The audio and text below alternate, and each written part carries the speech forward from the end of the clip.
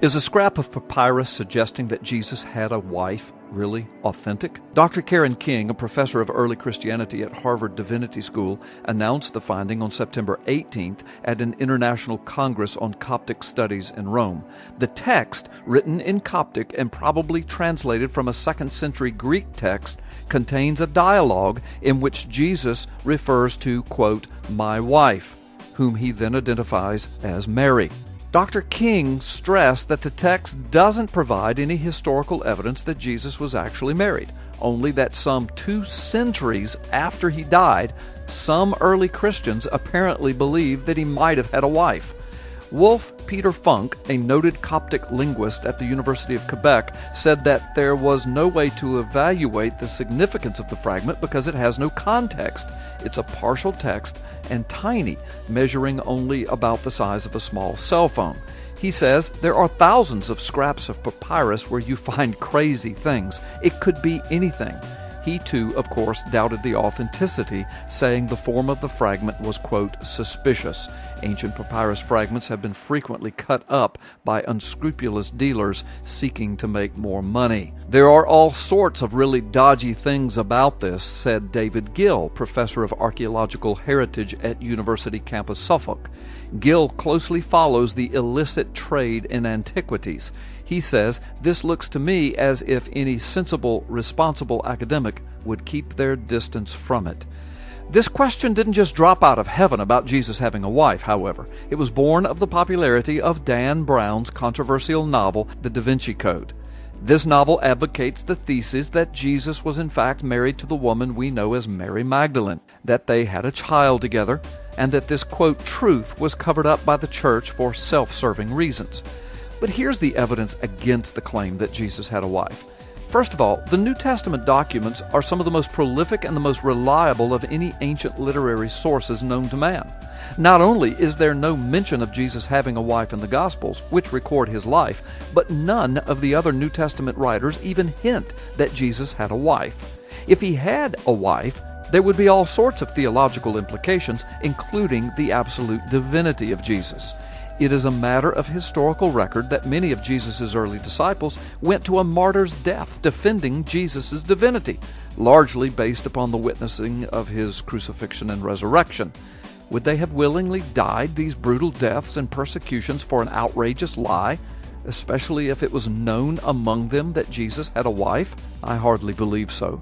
Also, Jesus himself gives the hint that he did not have a wife in his own words. In Matthew chapter 19, verses 11 through 12, Jesus says, "Not everyone can accept this teaching, but only those to whom it is given. For there are eunuchs who have made themselves eunuchs for the sake of the kingdom of heaven." Jesus said, "Let anyone accept this who can." You see, the bottom line is this. One can make up all sorts of theories about Jesus, but the only way to evaluate these theories is with the facts of the ancient texts that we do have. And these texts simply do not support the theory of Jesus' marriage. When someone states confidently that the non-canonical writings reveal Jesus' marriage to Mary, you can respond, well, have you ever studied what the non-canonical Gospels actually say about Jesus and any possible marriage to Mary? Of course, the answer will almost always be no, I haven't actually studied them. Well, I can tell you that I have actually looked at the non-canonical evidence, and there's nothing there.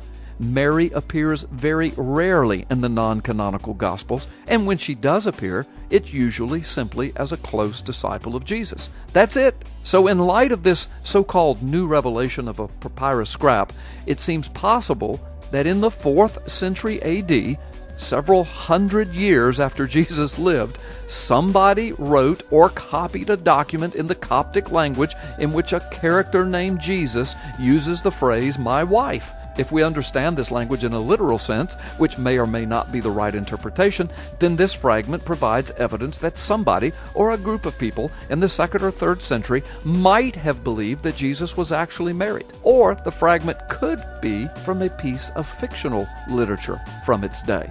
Of course, it could turn out that the fragment of the Gospel of Jesus' wife is a forgery.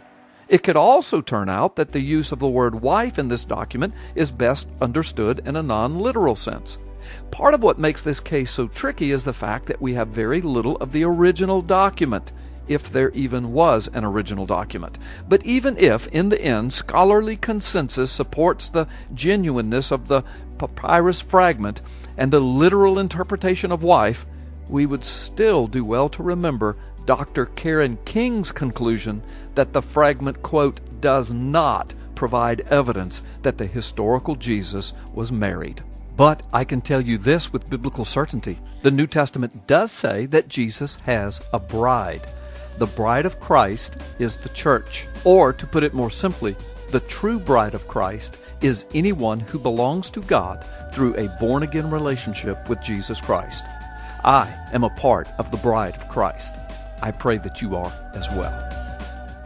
Do you ever wish that you could more powerfully, succinctly, and accurately speak to the message of your Christian faith and the Word of God? This is the book you need, The Magic Man in the Sky, Effectively Defending the Christian Faith. This book has been featured on TBN, Atlanta Live, dozens of radio programs, and hundreds of markets. It was rave reviewed by the Washington Times, and it was called a must-read book. Considering the times in which we now live, you need this book. Get it today on Amazon.com or the WND Superstore.